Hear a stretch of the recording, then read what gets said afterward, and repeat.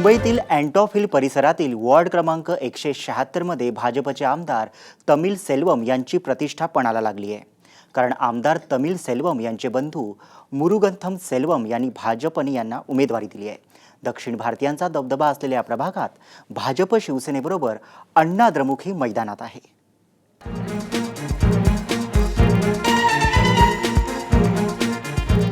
मुंबईतल्या अँटॉप हिल परिसरातील वॉर्ड क्रमांक 176 हा झोपडपट्टीचा परिसर म्हणून ओळखला जातो।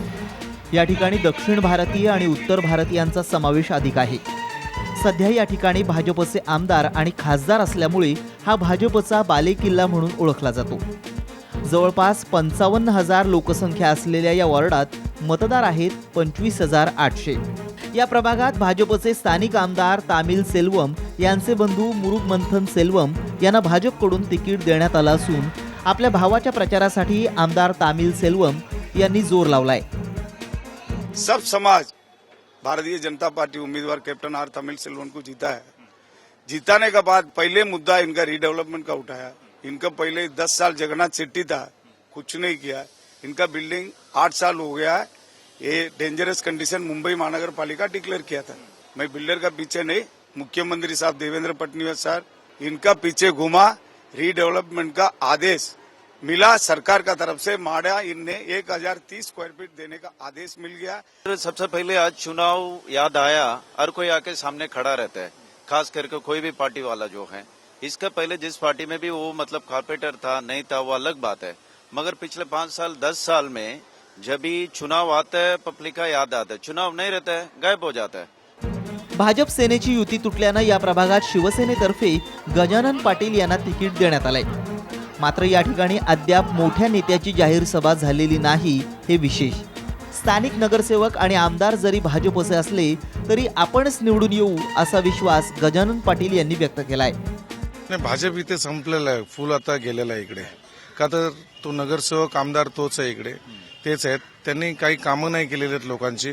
ती बघून तुम्ही घराघरात तुम्ही विचारू शकता किंवा कॉलनीत जाऊ शकता। मी जसा जातोय आता घरोघरी जातोय, कोणी उमेदवार घरोघरी जात नाही। घरोघरी तेच बोलतायत की आम्ही आता कमलाला देणार नाहीये। काही समाज त्यांच्या बरोबरचा होता, तेही समाज व्यापारी वर्ग आहे।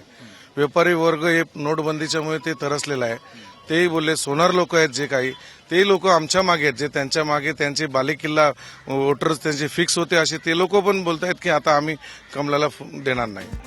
मुंबईतल्या अँटॉप हिल परिसरातील या प्रभागात दक्षिण भारतीयांची संख्या जास्त असल्यामुळे तामिळनाडूच्या माजी मुख्यमंत्री दिवंगत जयललिता यांच्या AIADMK पक्षातर्फे MS सुंदर यांना निवडणुकीत उतरवण्यात आलंय।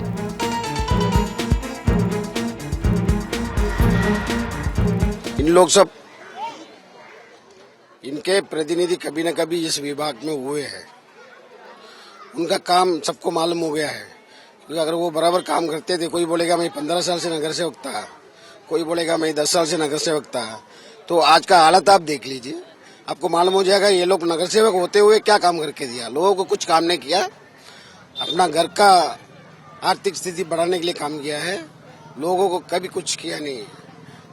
इसलिए मैं ये AIADMK का माध्यम से मैं खड़ा हूँ। एकूणच या ठिकाणी तिरंगी लढत पाहायला मिळतीये, पण त्यातही हा भाजपचा बालेकिल्ला असल्यानं भाजप नेते विजयाचा विश्वास व्यक्त करतायत। पण शेवटी आपलं मत कुणाच्या पारड्यात टाकायचं हे मतदारांच्या हाती आहे। त्यामुळे इथं कुणाची सरशी होते हे पाहणं महत्त्वाचं ठरणार आहे। कॅमेरामन राकेश नेरुरकर सह महेश बागल, साम TV, मुंबई।